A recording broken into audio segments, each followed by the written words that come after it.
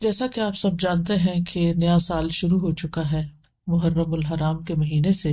محرم اللہ کا مہینہ ہے، ہجری سال کا پہلا مہینہ، اور یہ حرمت والے مہینوں میں سے سب سے آخری مہینہ ہے، یعنی تین جو پے در پے مہینے ہیں ان میں سے آخری مہینہ ہے۔ اور وہ پے در پے مہینے ذوالقعدہ، ذوالحجہ اور محرم ہے، اور رجب الگ سے ہے۔ مہینوں کی گنتی کے بارے میں سورۃ التوبہ میں اللہ سبحانہ وتعالیٰ ارشاد فرماتے ہیں، بے شک مہینوں کی گنتی اللہ کے نزدیک اللہ کی کتاب میں 12 مہینے ہیں۔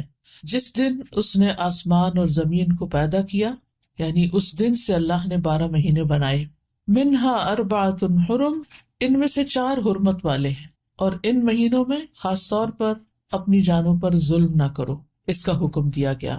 صحیح بخاری میں بھی آتا ہے، ابو بکرہ کی روایت ہے کہ نبی صلی اللہ علیہ وسلم نے فرمایا، زمانہ گھومتا ہوا اپنی اصلی حالت پر آ گیا ہے جس دن اللہ نے آسمانوں اور زمینوں کو پیدا کیا تھا، کیونکہ عربوں نے مہینوں کی گنتی میں بہت کچھ تبدیلیاں کر دی تھی، کبھی کسی سال میں مہینہ بڑھا دیا، کبھی گھٹا دیا، تو وقت اپنی اصل پہ نہیں رہا تھا۔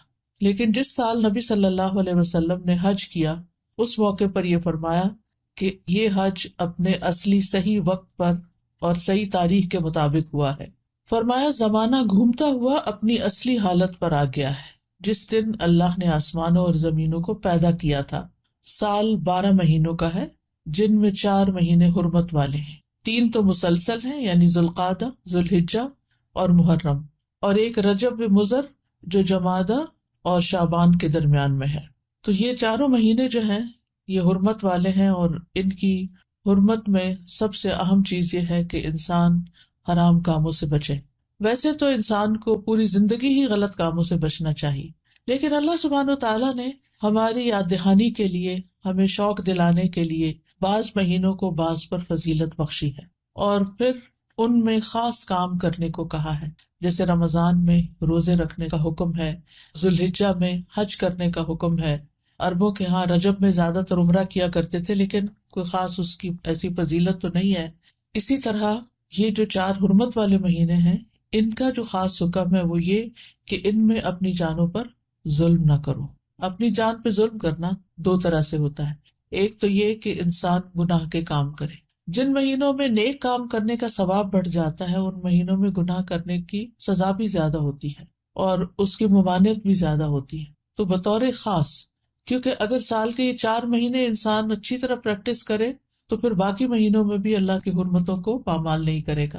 اور دوسرا یہ کہ انسان کسی دوسرے پر بھی ظلم نہ کرے، کیونکہ جب انسان دوسرے پر ظلم کرتا ہے تو وہ دراصل اپنے اوپر کرتا ہے، جیسا کہ انسان دوسرے کے ساتھ احسان کرتا ہے تو وہ دراصل اپنے اوپر کرتا ہے۔ قرآن مجید میں آتا ہے، ان احسنتم احسنتم لانفسکم، اگر تم نے نیکی کی، احسان کیا تو اپنی جان پر کیا۔ یعنی بظاہر ایسا لگتا ہے کہ جیسے انسان دوسرے کو فیور دے رہا ہے، لیکن حقیقت میں وہ اس کے اپنے لیے ہی بہتر ہوتا ہے۔ محرم کو اللہ کا مہینہ قرار دیا گیا ہے، یہ اس مہینے کے فضائل میں سے ہے۔ نبی صلی اللہ علیہ وسلم نے اس کے بارے میں فرمایا، ان ابی ہریرہ رضی اللہ عنہ قال قال رسول اللہ صلی اللہ علیہ وسلم افضل الصیام بعد رمضان شہر اللہ المحرم۔ یہ صحیح مسلم کی روایت ہے۔ ابو ہریرہ رضی اللہ عنہ کہتے ہیں کہ رسول اللہ صلی اللہ علیہ وسلم نے فرمایا، رمضان کے بعد سب سے افضل روزے اللہ کے مہینے محرم کے ہیں، یعنی اس مہینے میں خاص طور پر روزے رکھنے کا اہتمام کرنا چاہیے، یعنی یہ اس کی خاص عبادت ہے۔ اس مہینے کو شہر اللہ المحرم کہہ کر شرف دیا گیا ہے، یعنی اللہ تعالیٰ نے اس کو اپنی طرف منسوب کیا کہ یہ اللہ کا مہینہ ہے۔ اس سے اس مہینے کے شرف اور فضیلت پر دلیل ملتی ہے۔ اللہ سبحانہ تعالیٰ اپنی خاص مخلوقات کو اپنی طرف منسوب کرتا ہے، جیسے اللہ سبحانہ تعالیٰ نے محمد صلی اللہ علیہ وسلم کو، ابراہیم علیہ السلام کو، اسحاق علیہ السلام کو، یعقوب علیہ السلام کو اور دیگر انبیاء کو اپنی عبودیت کی طرف منسوب کیا ہے کہ اللہ کے بندے ہیں، ان کو اپنا بندہ قرار دیا ہے۔ اسی طرح خانہ کعبہ کو اللہ تعالیٰ نے بیت اللہ کہا ہے، اللہ کا گھر۔ اسی طرح قوم سمود کی اونٹنی کو اللہ تعالیٰ نے ناقۃ اللہ کہا، اللہ کی اونٹنی۔ تو جس چیز کو اللہ تعالیٰ اپنی طرف منسوب کرے وہ اس کی خاص عزت اور تشریف کی وجہ سے ہوتا ہے، یعنی اس کی خاص امپورٹنس کی وجہ سے ہوتا ہے۔ اگرچہ حرمت والے مہینے 4 ہیں، لیکن ان چاروں میں سے پھر افضل جو ہے وہ محرم ہے۔ حسن بصری رحمت اللہ علیہ کہتے ہیں کہ حرمت کے مہینوں میں سے بھی سب سے افضل مہینہ محرم کا ہے۔ اگر دیکھا جائے تو سال کا آغاز اور اختتام دونوں ہی حرمت والے مہینوں سے ہوتے ہیں۔ حسن بصری کہتے ہیں کہ اللہ نے سال کو حرمت والے مہینے سے شروع کیا، یعنی محرم سے شروع کیا، اور سال کا اختتام بھی حرمت والے مہینے کے ساتھ کیا، یعنی ذوالحجہ کے ساتھ۔ اور پھر اللہ کے نزدیک ہجری سال میں رمضان کے بعد محرم سے زیادہ اور کوئی مہینہ عظمت والا نہیں۔ تو اس سے آپ اندازہ لگا سکتے ہیں کہ اس مہینے کی کتنی فضیلت ہے۔ اور محرم میں سے بھی پہلے 10 دن زیادہ فضیلت کے ہیں۔ سلف صالحین 3 اشروں کی تعظیم کیا کرتے تھے۔ ابو عثمان نہدی رحمہ اللہ کہتے ہیں کہ سلف صالحین 3 اشروں کی تعظیم کرتے تھے: رمضان کے آخری 10 دن، ذوالحجہ کے پہلے 10 دن اور ماہ محرم کے پہلے 10 دن۔ یعنی یہ 3 جیسے دھاکے جن کو کہتے ہیں، یعنی 10 دن پر مشتمل دن، یہ باقی دنوں کی نسبت زیادہ اہمیت کے حامل ہیں۔ حرمت والے مہینوں میں خاص طور پر ظلم کی ممانعت ہے۔ اللہ سبحانہ وتعالیٰ نے ان مہینوں میں جان پر ظلم کرنے سے منع کیا، فرمایا فَلَا تَظْلِمُوا فِيهِنَّ أَنفُسَكُمْ، لہٰذا ان مہینوں میں خاص طور پر اس چیز کا اہتمام کرنا ضروری ہے۔ یعنی حرمت والے مہینوں میں ظلم کی سنگینی کا ذکر ہے، یعنی اس میں ظلم کرنا، کسی بھی انسان پر، کسی جاندار پر، کسی بھی چیز پر کسی کا بھی حق نہ دینا، یہ زیادہ بڑا گناہ ہے، یعنی دوسرے مہینوں کی نسبت۔ اگرچہ سارا سال ہی منع ہے، ہر حال میں ہی ظلم سنگین ہوتا ہے، لیکن ان مہینوں میں بطور خاص منع کیا گیا ہے۔ پھر ایک اور بات یہ ہے کہ محرم کے مہینے میں خاص عبادت جو ہے وہ روزے رکھنے کی ہے۔ تو اس مہینے میں اللہ کی توفیق سے اگر ممکن ہو تو کثرت سے روزے رکھنا مستحب ہے۔ روزوں کے اعتبار سے رمضان کے بعد سب سے افضل مہینہ ہے۔ صحیح مسلم کی روایت ہے، ابو ہریرہ کہتے ہیں کہ رسول اللہ صلی اللہ علیہ وسلم نے فرمایا، رمضان کے بعد سب سے افضل روزے اللہ کے مہینے محرم کے ہیں۔ ابن رجب کہتے ہیں کہ یہ حدیث اس معنی میں واضح اور صریح ہے کہ رمضان کے بعد نفلی روزوں میں افضل ترین روزے اللہ کے مہینے محرم کے روزے ہیں، اور یہ سب نفلی روزے ہیں۔ فرض روزوں سے پہلے محرم میں روزے رکھے جاتے تھے، پھر جب فرض روزے رمضان میں ہو گئے تو پھر محرم کے روزے جو ہیں وہ نفلی ہو گئے۔ نبی صلی اللہ علیہ وسلم صرف شعبان میں کثرت سے روزے رکھتے تھے۔ عائشہ رضی اللہ تعالی عنہا روایت کرتی ہیں کہ نبی صلی اللہ علیہ وسلم شعبان کے مہینے سے زیادہ کسی اور مہینے میں نفلی روزے نہیں رکھتے تھے۔ مطلب آپ نے محرم کا سارا مہینہ روزے نہیں رکھے یا شعبان سے زیادہ نہیں رکھے۔ اسی طرح صحیح بخاری کی روایت ہے، ابن عباس کہتے ہیں نبی صلی اللہ علیہ وسلم نے رمضان کے سوا کبھی پورا 1 مہینہ روزے نہیں رکھے۔ تو اگرچہ اس مہینے کے روزے افضل ہیں، لیکن پورا مہینہ رکھنے کی ضرورت نہیں ہے۔ آپ روزے رکھتے حتیٰ کہ کہنے والا کہتا واللہ آپ کبھی افطار نہیں کریں گے، یعنی مسلسل رکھتے چلے جاتے تھے، اور افطار کرتے یعنی چھوڑ دیتے روزے رکھنا حتیٰ کہ کہنے والا کہتا اللہ کی قسم آپ کبھی روزے نہیں رکھیں گے۔ تو اس میں آپ کا جو پیٹرن تھا تسلسل کے ساتھ روزے رکھنے کا، وہ ہمیشہ کے لیے نہیں ہوتا تھا۔ اور یہ کیوں نہیں کیا آپ نے؟ اس لیے نہیں کہ آپ کے اندر طاقت نہیں تھی، اس لیے کہ امت کے لیے مشکل نہ ہو، کیونکہ امت میں بہت سارے لوگ ایسے ہوتے ہیں جو نبی صلی اللہ علیہ وسلم کی ہر بات کو کاپی کرنا چاہتے ہیں، ہر سنت کی پیروی کرنا چاہتے ہیں، تو پھر یہ چیز مشکل ہو جاتی۔ اب سوال یہ پیدا ہوتا ہے کہ نبی صلی اللہ علیہ وسلم محرم کی بجائے شعبان میں کثرت سے روزے کیوں رکھتے تھے؟ علماء کو اس مسئلے میں اشکال ہوا ہے کہ اگر محرم زیادہ افضل ہے تو آپ شعبان میں کیوں زیادہ روزے رکھتے؟ کہ آپ نے صراحت کے ساتھ یہ فرمایا کہ ماہ محرم کے روزے جو ہیں وہ افضل ہیں۔ تو اس میں بعض علماء یہ کہتے ہیں کہ شاید آپ کو محرم کی فضیلت کا علم زندگی کے آخری ایام میں ہوا، یعنی شروع سے نہیں یہ بات بتائی گئی۔ اور یہ بھی ہو سکتا ہے کہ اس مہینے میں آپ کو کئی عذر پیش آ جاتے تھے جس کی وجہ سے آپ یہ روزے نہیں رکھ سکتے تھے، جیسے سفر ہے یا بیماری کا لاحق ہونا ہے، لیکن چونکہ آپ نے فرما دیا ہے کہ یہ افضل ہے تو بہرحال یہ افضل ہے، یعنی اس مہینے میں روزے رکھنا۔ اور اس مہینے میں سے بھی خاص طور پر 10ویں تاریخ کا روزہ رکھنا۔ جمہور علماء کے نزدیک عاشورہ محرم کا 10واں دن ہے، اور اس دن روزہ رکھنا جو ہے وہ مستحب ہے۔ اور عاشورہ ایک اسلامی نام ہے، جاہلیت میں یہ نام معلوم نہیں تھا، کوئی اسے جانتا نہ تھا، یعنی اس وقت 10 محرم کو عاشورہ نہیں کہتے تھے۔ تو عاشورہ کا روزہ جو ہے یہ مستحب ہے اور اس کی بہت فضیلت ہے۔ صحیح مسلم میں آتا ہے رسول اللہ صلی اللہ علیہ وسلم نے فرمایا، اور یوم عاشورہ کا روزہ میں امید رکھتا ہوں کہ پچھلے سال کے گناہوں کا کفارہ بن جائے گا، پچھلے سال کے گناہوں کا کفارہ بن جائے گا۔ ان یکفر السنۃ التی قبلہ، اب یہ گناہوں میں سے کیا مراد ہے؟ اس کے بارے میں آتا ہے کہ عاشورہ کا روزہ تمام صغیرہ گناہوں کا کفارہ بنتا ہے اور کبیرہ گناہوں میں کمی کا باعث بنتا ہے، یعنی اس میں تخفیف ہوتی۔ کبیرہ گناہوں کا کفارہ نہیں بنتا، مثلا اگر کسی نے کسی کو قتل کر دیا، اللہ نہ کرے، یا اسی طرح کوئی شراب پیتا ہے، یا کوئی زنا کرتا ہے، یا کوئی اور اس طرح کے بڑے بڑے گناہوں کے کام کرتا ہے، اور وہ کہے کہ میں عاشورہ کا روزہ رکھ لوں گا اور میرا سب کچھ معاف ہو جائے گا، تو ایسا نہیں ہے۔ کبیرہ گناہوں پر حدود بھی ہیں، کبیرہ گناہوں پر بعض اوقات کفارہ بھی ہے، توبہ ہے، یعنی ان کا معاملہ الگ ہے۔ لیکن چھوٹے چھوٹے گناہ جو انسان سے ہو جاتے ہیں، کوتاہیاں ہو جاتی ہیں، غفلتیں ہو جاتی ہیں، تو ان کا کفارہ جو ہے وہ 10 محرم کے روزے سے ہوتا ہے، 1 سال کا۔ اور اگر کسی کے اعمال نامے میں صغیرہ گناہ نہ ہو، خوش قسمت ہو، تو پھر اس کے اعمال نامے میں اس روزے کے بدلے نیکیاں لکھ لی جاتی ہیں اور اس کے درجات بلند کر دیے جاتے ہیں۔ اور پھر اگر کسی کا کوئی ایک آدھ کبیرہ گناہ ہو، جیسے والدین کو ستانا ہے یا کوئی اور اس طرح کے کام ہے، یا غیبت کر لی کسی نے، کسی پہ الزام لگا دیا ناسمجھی میں، کچھ ہوتے ہیں جان بوجھ کے کرنا، کچھ ہوتے ہیں کہ ایسی منہ سے بات نکل جاتی، یعنی آپ کا ارادہ نہیں تھا کہ کسی کی آپ برائی کریں، لیکن کسی نے آپ کے سامنے کسی کی شکایت کی تو آپ نے بھی کوئی ساتھ جملہ بول دیا۔ کئی دفعہ ایسے ہوتا ہے نا کہ ہاں وہ تو ہے ہی ایسا، آپ نے تائید کر دی، تو اب بہرحال آپ نے کسی کی برائی تو کری تھی۔ تو ہو سکتا ہے کہ کسی کے اعمال نامے میں بہت زیادہ ایسی چیزیں نہ ہوں، خال خال کبھی کبھار کی ہوئی ہوں، تو پھر امید کی جا سکتی ہے کہ اس کے لیے ان گناہوں سے بھی کفارے کا باعث بنے گا۔ پھر اہل و عیال اور اپنے ماتحت لوگوں کو بھی اس دن روزہ رکھوانا چاہیے، یعنی صرف آپ خود ہی نہ رکھ لیں، اپنے بچوں کو بھی کہیں، گھر میں بھی بتائیں، رشتہ داروں کو بتائیں، اوروں کو بھی قائل کریں۔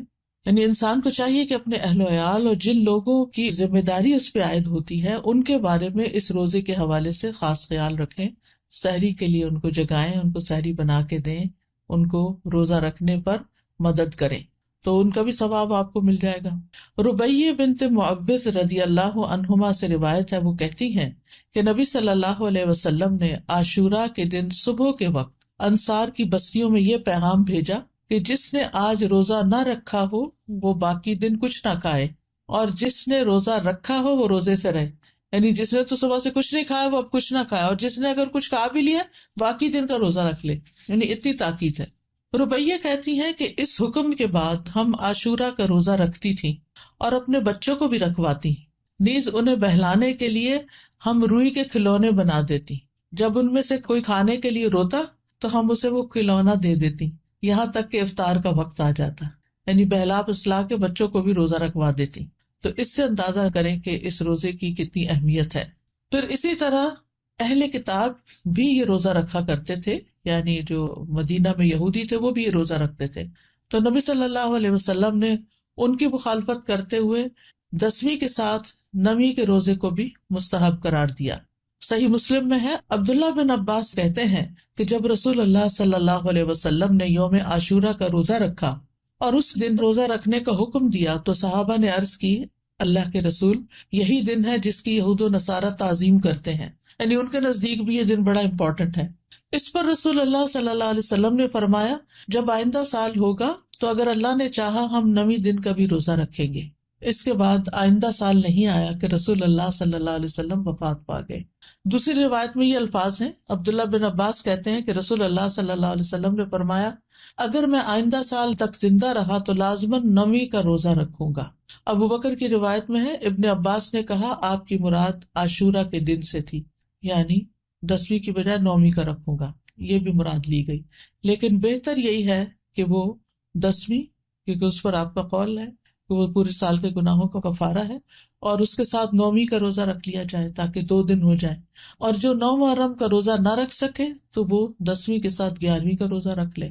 اور اس دفعہ تو جمعرات کا روزہ آ رہا ہے 8 کو شاید، پھر اس کے بعد 9ویں کا آ جائے گا، پھر 10ویں کا آ جائے گا، پھر 11ویں کا آ جائے گا، پھر اس کے بعد شاید منڈے آ جائے، پھر اس کے بعد ایام بیز آ جائے، تو جمعرات سے جمعرات تک پورا عشرہ ہی افضل بن جاتا ہے۔ اور اسی طرح چاند کی تاریخ میں غلطی کا اندیشہ ہو تو 3 دن روزہ رکھ لیں، 9، 10، 11 کو رکھ لیں، تو اس بات میں کوئی رکاوٹ نہیں کہ 10ویں تاریخ کے بارے میں احتیاط برتی جائے۔ بعض اوقات اختلاف مطالعے کی وجہ سے لوگ کنفیوژن کا شکار ہوتے ہیں، آپس میں جھگڑتے ہیں، آج 9ویں ہے یا آج 10ویں ہے، آج کیا ہے کیا نہیں۔ تو ایسی صورت میں اگر انسان ایک دن پہلے کا روزہ بھی رکھ لے تو کوئی حرج نہیں۔ بعض علماء کے نزدیک عاشورہ کے روزے کے 3 مراتب ہیں۔ پہلا، 3 دن روزے رکھنا، مرتبہ کا مطلب یہ کہ بلند درجہ ہے، 9ویں، 10ویں اور 11ویں کا روزہ رکھنا، اور اس بارے میں ایک ضعیف روایت بھی بیان کی جاتی ہے، اور بعض سلف صالحین سے بھی وارد ہوا ہے کہ وہ احتیاط کے طور پر ایسا کرتے تھے۔ دوسرا درجہ کیا ہے؟ 9ویں اور 10ویں کا روزہ رکھنا۔ اکثر احادیث اس کی تائید کرتی ہیں اور اسی کے بارے میں سنت وارد ہوئی، جیسے میں نے پہلے حدیث بتائی آپ کو۔ اور تیسرا ہے صرف 10ویں کا روزہ رکھنا، اور ایسا کرنا جائز ہے، مکروہ نہیں ہے، یعنی جن کو اللہ تعالیٰ توفیق دے تو وہ اعلیٰ درجے کا کام کرے، 3 دن روزہ رکھے، 9ویں، 10ویں، 11ویں۔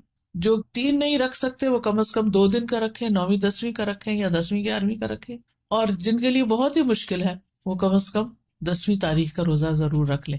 یہ بات واضح کرنا اس لیے ضروری ہے کہ اگر کوئی 9 اور 10 کا نہیں رکھ سکتا، صرف 10 کا رکھ رہا ہے، تو اس پر نکیر نہ کی جائے، اس کو برا بھلا نہ کہا جائے، یا یہ نہ کہا جائے کہ تم نے غلط کیا۔ یہ غلط نہیں ہے، یہ درجے اور مرتبے ہیں۔ اسی طرح 10 محرم اگر جمعہ یا ہفتہ کو آ رہی ہو تو اس ایک دن کا روزہ رکھنا بھی جائز ہے۔ خالی جمعے کو اکیلا کر کے روزہ رکھنا عام طور پر پسندیدہ نہیں، لیکن اگر محرم کا روزہ اس تاریخ کو آ رہا ہے، عاشورہ کا روزہ، تو پھر جمعے کے دن بھی رکھا جا سکتا ہے۔ پھر اسی طرح اگر فرض روزوں کی قضا باقی ہو، عموماً یہ کہا جاتا ہے نا کہ اگر آپ کے اوپر فرض روزے ہیں تو پہلے وہ پورے کریں پھر نفل پہ آئیں، لیکن اس روزے کی فضیلت کی وجہ سے آپ اس دن کا روزہ رکھ لیں، پھر اس کے بعد باقی قضا پوری کر لیں۔ یعنی فرض کی قضا سے پہلے خاص دن کا نفلی روزہ رکھنا جائز ہے، یہ ہے مسئلہ۔ یعنی اگر کسی نے ابھی فرض پورے نہیں کیے تو نفلی سے محروم نہ رہے۔ یہ روزہ اس لیے رکھنا چاہیے کہ یہ خاص دن کا روزہ ہے، جبکہ رمضان کے روزوں کی قضا کی جو مدت ہے اس میں بہت وسعت ہے، اس کی بریکٹ بڑی ہے۔ بعض علماء کے نزدیک عاشورہ کے روزے کو فرض کی نیت سے رکھا جا سکتا ہے، یعنی قضا بھی رکھی جا سکتی ہے، یعنی 9ویں 10ویں کا اگر وہ قضا کے اس میں رکھ سکتا ہے، لیکن یہ بعض کی رائے ہے، وہ کہتے کہ قضا صحیح ہوگی اور ساتھ ہی 10ویں تاریخ کو روزہ رکھنے کا ثواب بھی ہو جائے گا۔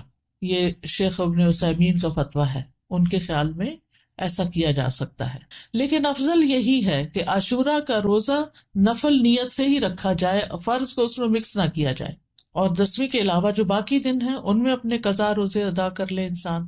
لیکن 9 اور 11 کا روزہ قضا کی نیت سے رکھنا جائز ہے، سمجھ گئے؟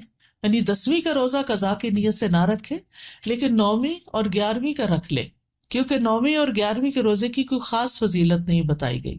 پھر اسی طرح حالت سفر میں اگرچہ روزہ رکھنا منع ہے، لیکن اگر مشقت نہ ہو تو عاشورہ کا روزہ سفر میں بھی رکھا جا سکتا ہے، یعنی اگر آپ ٹریول کر رہے ہیں تو بھی آپ روزہ رکھ سکتے ہیں۔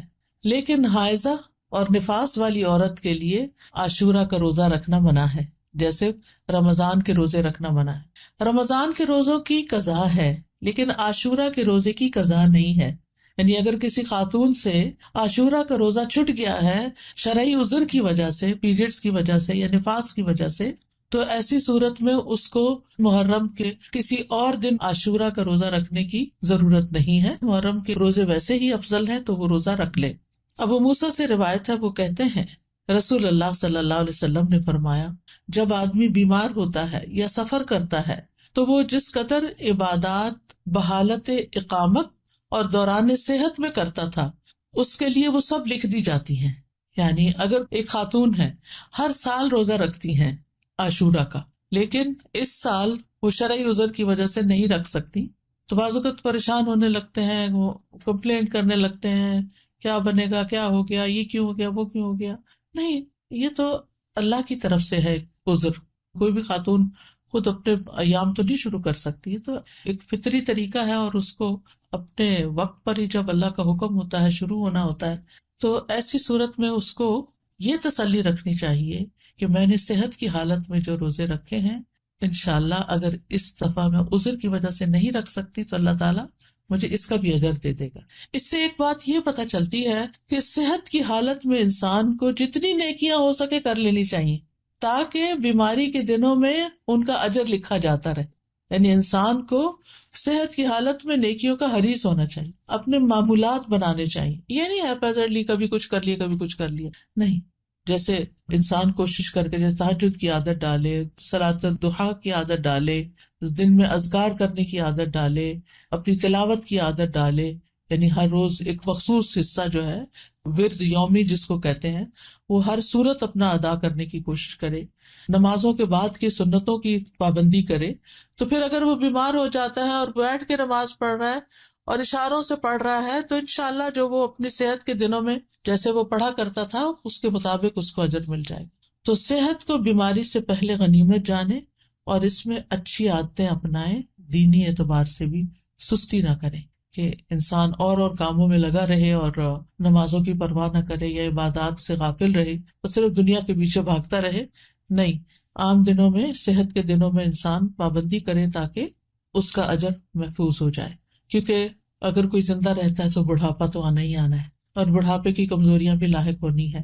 یہ الگ بات ہے کہ کچھ لوگوں کو اللہ سبحانہ وتعالیٰ ایسی توفیق دیتا ہے کہ وہ بڑھاپے میں بھی اپنی عبادت جاری رکھتے ہیں، بلکہ وہ جوانی سے بھی زیادہ اس میں عبادت کرتے ہیں کہ اب فرصت ہو گئی، فراغت ہو گئی، اور یہ اللہ ہی کی توفیق سے ہوتا ہے۔ تو عام دنوں میں جو کی جانے والی عبادت ہے اس کو انسان شوق سے کرے، تو پابندی کے ساتھ کرے، چھوٹی چھوٹی باتوں پر ان چیزوں کو چھوڑ نہ دے۔ عاشورہ کا روزہ پہلے فرض تھا، بعد میں اس کی فرضیت منسوخ ہو گئی تھی، مستحب ہو گیا تھا۔ حضرت عائشہ کہتی ہیں کہ رمضان کے روزے فرض کیے جانے سے پہلے رسول اللہ صلی اللہ علیہ وسلم عاشورہ کے روزے کا حکم دیا کرتے تھے۔ اس کے بعد جب رمضان کا مہینہ فرض کر دیا گیا تو جو چاہتا عاشورہ کے دن روزہ رکھ لیتا اور جو چاہتا نہ رکھتا۔ نبی صلی اللہ علیہ وسلم نے اس دن کو روزہ رکھنے کو پسند کیا، اسی لیے اس کو مستحب کہا جاتا ہے، پسندیدہ کہا جاتا ہے۔ معاویہ بن ابی سفیان کہتے ہیں، میں نے رسول اللہ صلی اللہ علیہ وسلم سے اس دن کے بارے میں سنا، آپ فرما رہے تھے یہ عاشورہ کا دن ہے، اللہ نے تم پر اس کا روزہ فرض نہیں کیا، میں روزے سے ہوں، تم میں سے جو اس کا روزہ رکھنا پسند کرے وہ روزہ رکھے اور جو روزہ نہ رکھنا چاہے وہ نہ رکھے۔ یعنی نفلی روزہ ہے، اس لیے اگر کوئی نہیں رکھنا چاہتا تو میں اس کو پابند نہیں کرتا۔ تو فرض فرض ہے اور نفل نفل ہے، لیکن آپ جانتے ہیں کہ نوافل کے ادا کرنے سے بھی انسان اللہ کی محبت پاتا ہے۔ پھر ایک اور روایت کے مطابق آپ نے اس دن روزہ رکھنے کے بارے میں لوگوں کو اختیار دیا تھا۔ صحیح مسلم میں ہے، عبداللہ ابن عمر رضی اللہ عنہ سے روایت ہے کہ اہل جاہلیت عاشورہ کے دن کا روزہ رکھتے تھے اور رسول اللہ صلی اللہ علیہ وسلم اور مسلمانوں نے بھی رمضان کی فرضیت سے پہلے اس کا روزہ رکھا۔ اس کے بعد رمضان فرض کر دیا گیا تو رسول اللہ صلی اللہ علیہ وسلم نے فرمایا عاشورہ بھی اللہ کے دنوں میں سے ایک دن ہے، جو چاہے اس کا روزہ رکھ لے اور جو چاہے چھوڑ دے، لیکن یہ یاد رکھیے کہ عرفہ کا روزہ عاشورہ کے روزے سے افضل ہے۔ ابھی پچھلے مہینے جو عرفہ کا روزہ رکھا گیا تھا، 9 تاریخ کا روزہ، وہ 2 سال کے گناہوں کا کفارہ ہے، جبکہ محرم کا روزہ جو ہے وہ 1 سال کے گناہوں کا کفارہ ہے۔ اس کی حکمت کے بارے میں کہا جاتا ہے کہ 10ویں محرم کا روزہ موسیٰ علیہ السلام کی طرف منسوب ہے اور عرفہ کا روزہ نبی صلی اللہ علیہ وسلم کی طرف منسوب ہے۔ جیسا کہ آپ جانتے ہیں کہ موسیٰ علیہ السلام کو اللہ تعالیٰ نے اس دن فرعون سے نجات دی تھی جب وہ سمندر پار کر آئے تھے بنی اسرائیل کے ساتھ، تو اس کے لیے شکرانے کے طور پر بنی اسرائیل اس کا روزہ رکھا کرتے تھے۔ اور یہ ہماری شریعت کے خصائص میں سے ہے کہ نبی صلی اللہ علیہ وسلم کی طرف جو چیز منسوب ہو، آپ کی برکت کی وجہ سے اس کا اجر زیادہ کر دیا جاتا ہے۔ ویسے بھی اس امت کے اجر باقی امتوں کے مقابلے میں زیادہ ہے۔ اسی طرح کچھ اور وجوہات بھی بتائی گئی ہیں، اور یہ کہا جاتا ہے کہ عرفہ کا دن جو ہے وہ حرمت کے مہینوں میں سے درمیانی مہینے میں، اس سے پہلے بھی حرمت والا مہینہ، اس کے بعد بھی۔ یہ ایک رائے ہے۔ ایک قول یہ ہے کہ 10ویں محرم کو اللہ نے موسیٰ علیہ السلام پر اپنی نعمت کو مکمل کیا، انہیں ان کے دشمن سے نجات دی، اور عرفہ کے دن اللہ نے اپنے رسول محمد صلی اللہ علیہ وسلم پر رسالت مکمل کر کے ان پہ انعام فرمایا۔ الیوم اکملت لکم دینکم واتممت علیکم نعمتی ورضیت لکم الاسلام دینا۔ اور دین میں حاصل ہونے والی مکمل نعمت جسم میں حاصل ہونے والی مکمل نعمت سے زیادہ افضل ہے۔ یعنی بنی اسرائیل کو نعمت ملی تھی جسمانی آزادی کی، جو فرعون نے ان کو غلام بنا رکھا تھا، اور محمد صلی اللہ علیہ وسلم کی امت کو کامل دین ملا اس دن. تو دین جو ہے وہ جسم سے افضل ہے. دینی نعمتیں، روحانی نعمتیں جسمانی نعمتوں سے افضل ہوتی ہیں، لیکن ہم عام طور پر جسمانی نعمتوں کے حصول کے لیے زیادہ کوشش بھی کرتے ہیں اور زیادہ ایکسپرٹیز حاصل کرتے ہیں. پھر اسی طرح اس مہینے کے روزے ہوں یا عرفہ کا روزہ ہو یا رمضان کا روزہ ہو، روزوں کے اپنے جسمانی اور نفسیاتی فوائد ہیں، اور بعض اوقات انسان کی عقل سے باہر ہے. کوشش ہمیں یہی کرنی چاہیے کہ کوئی مہینہ ایسا نہ گزرے کہ جس میں ہم کم از کم ایک روزہ نہ رکھیں یا 3 دن کے روزے نہ رکھیں، کیونکہ ہر مہینے میں 3 دن کے روزے جو ہیں وہ سینے کا وحر دور کرتے ہیں. عمرو بن شرحبیل سے سنن نسائی کی روایت ہے، نبی صلی اللہ علیہ وسلم سے کہا گیا کہ ایک آدمی ہمیشہ روزے رکھتا ہے. آپ نے فرمایا کاش وہ کبھی کھانا نہ کھاتا اور مر جاتا. یعنی پسند نہیں کیا نا آپ نے اس بات. لوگوں نے عرض کیا 2/3 دنوں کے روزے کیسے ہیں؟ 2/3 یعنی ایک مہینے کا 2/3. آپ نے فرمایا یہ بھی بہت زیادہ ہے. انہوں نے کہا نصف دنوں کے. آپ نے فرمایا یہ بھی زیادہ ہے. 2/3 یعنی 20 دن روزے. اور